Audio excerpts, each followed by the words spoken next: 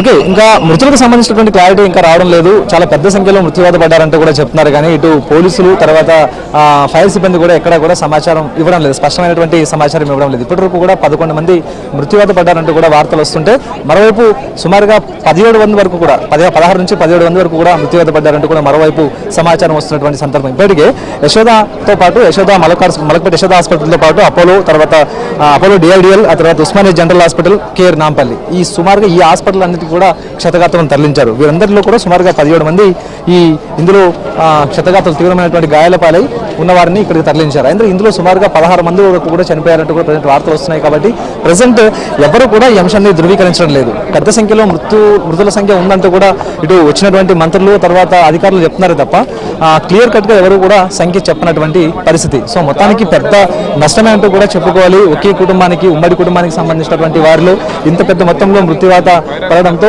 ఇంకా మిగిలినటువంటి కుటుంబ సభ్యులు ఇక్కడ ఆందోళన వ్యక్తం చేస్తున్నారు. చాలా మంది కూడా ఇంకా ఒక్కొక్కరుగా ఇంకా ఈ ఘటనా స్థలానికి వస్తూ ఉన్నారు. చుట్టుపక్కలంతా కూడా ఈ చార్మినార్ పరిసర ప్రాంతాలంతా కూడా జనసంద్రమయ్యాయి అంటూ కూడా చెప్పుకోవచ్చు. ఎందుకంటే ప్రమాదం జరిగినటువంటి అంశాన్ని తెలుసుకున్న తర్వాత చుట్టుపక్కల ఉన్నవారంతా కూడా చూడడానికి వస్తూ ఉన్నారు. దీంతో చార్మినార్ పరిసర ప్రాంతాలు పెద్ద ఎత్తున క్రౌడ్తో ఉన్నాయి. మరోవైపు చార్మినార్ వైపు వచ్చేటటువంటి అన్ని మార్గాలను కూడా ఇప్పటికే మూసివేశారు. చార్మినార్కు ముందు భాగంలోనే ఈ గుల్జార్ హౌస్ ఉంటుంది. మొత్తం అంతా కూడా ఇక్కడ పెరల్స్ తర్వాత ఆభరణాలకు సంబంధించినటువంటి షాప్స్ అన్ని ఉంటాయి. కింది భాగంలో షాప్స్ ఉంటాయి, పై భాగంలో నివాస సముదాయాలు ఉంటాయి. ఆ నివాస సముదాయాల్లోనే వీరంతా కూడా నివాసం ఉంటూ ఉంటారు. సో ప్రధానంగా నివాస సముదాయాలు తర్వాత వ్యాపార సముదాయాలు ఉన్న చోట ఖచ్చితంగా వాటికి ఫైర్ సేఫ్టీ ప్రమాణాలు పాటించాల్సిన అవసరం అయితే ఉంటుంది. కానీ ఎక్కడ కూడా ప్రజెంట్ అగ్ని ప్రమాదం సంభవించినటువంటి ఈ ప్రాంతంలో ఫైర్ సేఫ్టీ ఎక్కడ కూడా ప్రజెంట్ కనిపించినటువంటి పరిస్థితి. కేవలం గృహ సముదాయాలు ఉన్నాయి, తర్వాత వ్యాపార సముదాయాలు ఉన్నాయి తప్ప ఎక్కడ కూడా ఫైర్కి సంబంధించినటువంటి నిర్దిష్టమైనటువంటి ప్రమాణాలు ఎక్కడ కూడా కనిపించినటువంటి పరిస్థితి. ఒకవైపు ఏదైనా అనుకోని ప్రమాదం సంభవిస్తే వెంటనే ఆ ప్రమాదాన్ని అదుపులోకి తీసుకోవడం కావచ్చు, లేకపోతే మంటలను ఆర్పేయడానికి ప్రయత్నం చేయడానికి కావచ్చు, ఎక్కడ కూడా ఎలాంటి ఏర్పాట్లు అయితే మాత్రం ప్రజెంట్ ఇక్కడ కనిపించినటువంటి ఈ సిచ్యువేషన్. ఇదే ప్రజెంట్ మృతుల సంఖ్య పెరగడానికి ప్రధానమైన కారణమైందంటూ కూడా చెప్పుకోవచ్చు.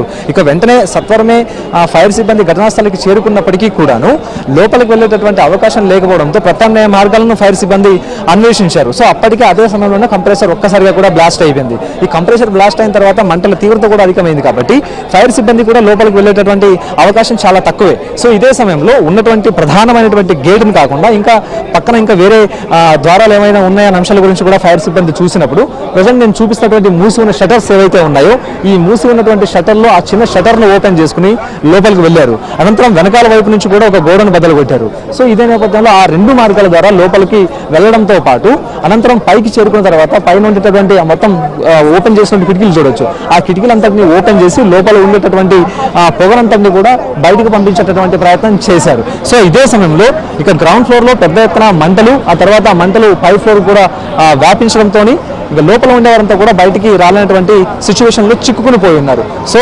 కొంతమంది మాత్రమే సుమారుగా దాదాపు 4 కుటుంబాలకు సంబంధించి 30 మంది దాకా ఉంటారంటూ కూడా అంటున్న సమాచారం. కాబట్టి ఇందులో కొంతమంది ఎలాగోలా బయటికి రాగలిగారు, లేకపోతే పై వరకు వెళ్ళగలిగారు. కానీ లోపల ఉండేవారు మాత్రం చాలా మంది లోపల చిక్కుకుని పోయి ఉన్నారు. సో లోపల చిక్కుకుని పోయేవారందరూ ప్రత్యేకంగా ల్యాడర్లు వేసి ఆ ల్యాడర్ల ద్వారా వారిని ఈ ప్రాంతం నుంచి ప్రజెంట్ నేను చూపిస్తున్నటువంటి మోడీ పెరల్స్ అనే బోర్డు దగ్గర నుంచి వారందరినీ కూడా కిందకు దింపేశారు. సో పొగ కొంత తగ్గిన తర్వాత, మంటల తీవ్రత తగ్గిన తర్వాత అనంతరం లోపలికి వెళ్ళారు ఫైర్ సిబ్బంది. లోపలికి వెళ్ళినప్పటికీ అప్పటికే చాలా మంది కూడా అపస్మారక స్థితిలో ఒక్కొక్క చోట పడిపోయి ఉన్నారు. సో అందరినీ కూడాను బయటికి తీసుకొచ్చే ప్రయత్నం చేశారు. అప్పటికీ కూడా లోపల పొగ ఉంది కాబట్టి డిఆర్ఎఫ్ సిబ్బంది తర్వాత ఫైర్ సిబ్బంది లోపలికి వెళ్ళడానికి ప్రత్యేకమైనటువంటి ఆక్సిజన్ మాస్క్లను ధరించి లోపలికి వెళ్ళి వారిని బయటకు తీసుకురావడం కూడా జరిగింది. సో మొత్తానికి అప్పటికి చాలా మంది శరీర గాయాలకు తీవ్రమైనటువంటి కాలిన గాయాలయ్యాయి.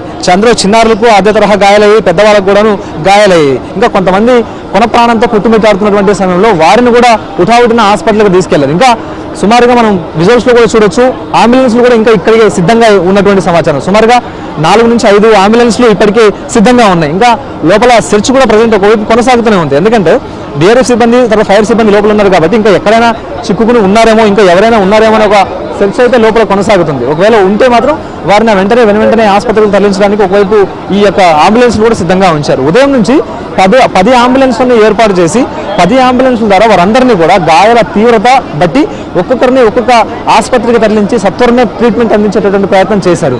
సో అప్పటికే సుమారుగా పెద్ద మొత్తంలో 60 నుంచి 70% వరకు కాలిన గాయాలు అయ్యాయి. కాబట్టి సో అదే సమయంలో వారు చికిత్స పొందినప్పటికీ, చికిత్స అందించినప్పటికీ కూడాను ఫలితం లేకుండా పోయిందంటూ చెప్పుకోవచ్చు. సో ఇప్పుడు ఎవరైతే మృతులు ఉన్నారో ఆ మృతులకు సంబంధించినటువంటి ఫార్మాలిటీస్ అన్ని హాస్పిటల్లో పూర్తి చేసి వారందరినీ కూడా ఇప్పుడు ఉస్మానియా మార్చురీకి తరలించారు. ఉస్మానియా మార్చురీలో కొంతమంది డెడ్ బాడీస్ ఉన్నాయి, ఇంకా మరికొంతమంది చనిపోయిన వాళ్ళ డెడ్ బాడీస్ కూడా ఉస్మానియా ఆసుపత్రికి చేరుకోవాల్సి ఉంది. అనంతరం అక్కడ పోస్ట్ మార్టం జరిగిన తర్వాత కుటుంబ సభ్యులకి డెడ్ బాడీలను అప్పగించేటువంటి ప్రయత్నం చేస్తారు. అయితే ఇప్పుడు ప్రధానమైనటువంటి అంశం ఇక్కడ ఫైర్ సేఫ్టీ అనే అంశమే ఇప్పుడు ప్రధానంగా తెర మీదకి వస్తూ ఉంది. వచ్చిన అధికారులు, మంత్రులంతా కూడా ఇది దురదృష్టకరమైనటువంటి ఘటన, మరోవైపు ప్రమాదం ఏది చెప్పిరాదంటూ కూడా చెప్తూ ఉన్నారు. కానీ భవనాలకు ఖచ్చితంగా ఫైర్ సేఫ్టీ ఏర్పాటు చేసుకోవాలి, వ్యాపార సంస్థలకు ఫైర్ సేఫ్టీ ఏర్పాటు చేసుకోవాలని ఫైర్ సిబ్బంది ఎప్పటికప్పుడు అవగాహన కల్పిస్తున్నప్పటికీ కూడా చాలామంది వ్యాపారస్తుల్లో కనీసం ఈ అవగాహన కూడా ఉండడం లేదు. కనీసం ఏదైనా ప్రమాదం జరిగితే తాము ప్రాణాలతో బయటపడడానికి ఇలాంటి ఏర్పాటు చేసుకోవాలి కదా అన్న ఒక ఆలోచన కూడా వ్యాపారస్తులకు ఉండడం లేదు. ఇదే నేపథ్యంలోనే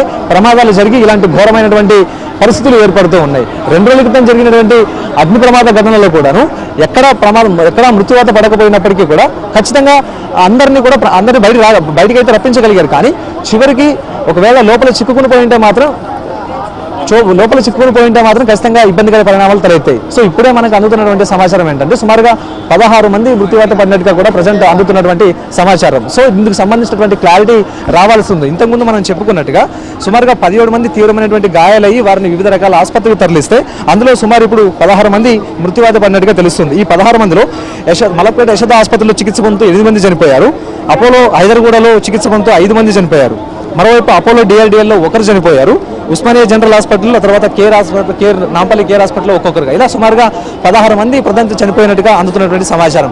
ఈ 16 మంది చనిపోయినటువంటి అంశాన్ని అధికారులు ధృవీకరించాల్సి ఉంది. ఇప్పటికే ఆయా హాస్పిటల్ వర్గాలతో పాటు సంబంధిత కుటుంబ సభ్యుల నుంచి వస్తున్నటువంటి సమాచారం ఆధారంగానే ఈ మృతుల సంఖ్య మనం చెబుతూ ఉన్నాం. సుమారుగా 16 మంది ఇప్పటికి చనిపోయినట్టుగా సమాచారం అందుతుంది కాబట్టి సంఖ్య పెద్దది. ఆ తర్వాత విపరీతమైనటువంటి ఆందోళనకు వచ్చేటటువంటి అవకాశం ఉంటుంది కాబట్టి పోలీసులు, తర్వాత అధికారులు సైతం ఈ విషయాన్ని బయటికి ధృవీకరించడం లేదు. ప్రస్తుతం ఒక పెద్ద సంఖ్యలోనే మృతులు ఉన్నారు తప్ప సంఖ్య ఇది అని చెప్పేసి మాత్రం ఎవరు చెప్పనటువంటి పరిస్థితి. సో ఇప్పుడు మనకు అందుతున్నటువంటి సమాచారం మాత్రం 16 మంది ఇప్పుడు చనిపోయినట్టుగా తెలుస్తుంది. ఇందులో ఎక్కువగా ఇటు మలక్పేట యశోద ఆసుపత్రిలో చికిత్స పొందుతూనే ఎక్కువ మంది చనిపోయారు.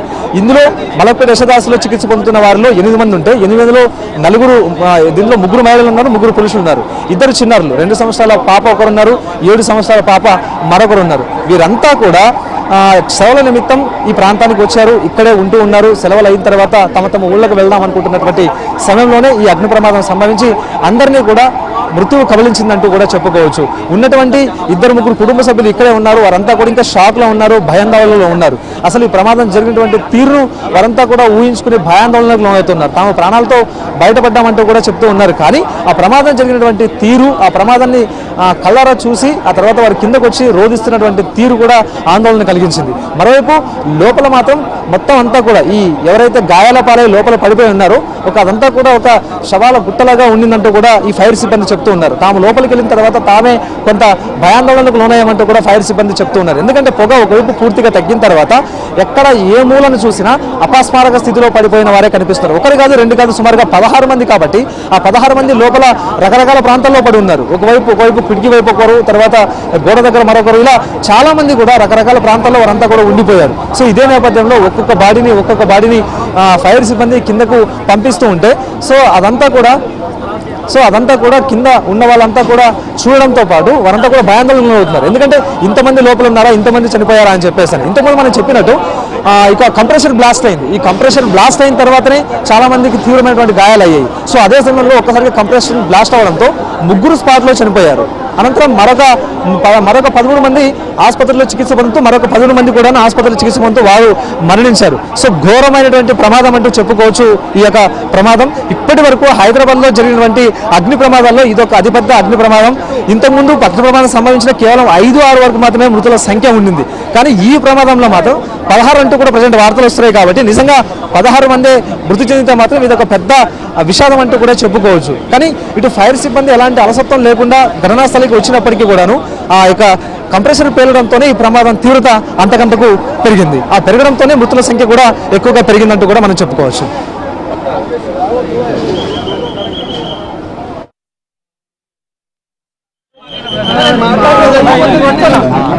వెనకకి రావాలి.